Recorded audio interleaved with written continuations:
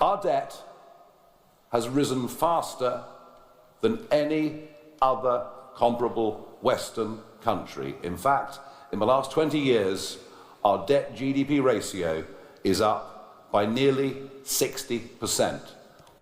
Okay, and that's also true, right? Our debt has risen more so than other G7 companies. But again, Rachel Reeves actually did say this in her own speech. And again, it was part of what he was attributing to economic growth that we saw over and above the G7 countries as well. So again, the point I'm raising here is that it's context. Context is really, really important.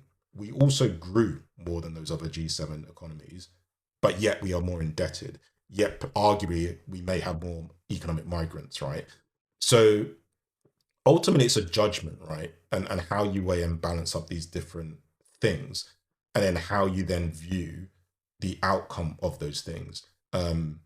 So I think for me, that's also important to note here about what he's saying. And as I've mentioned before, borrowing is a valid way of growing a business or growing an economy if you deploy that capital, that investment, or that borrowing effectively. So again, it ties back to his point about production per capita and Rachel Reeves's point around production per hours worked. That is ultimately the question, right? If the country, sorry, or a company even is not deploying borrowed funds or borrowed capital effectively, that is a bad thing.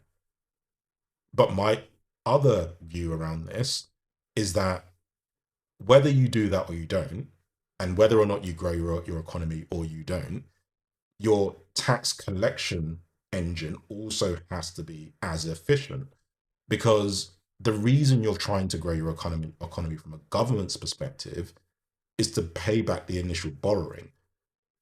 And if you can't efficiently collect the additional tax on the additional wealth, then you're not going to be able to as quickly pay down the borrowing. And I think this is the part of the formula that Reform are just not focused on. They're not focused on the tax side of this equation at all.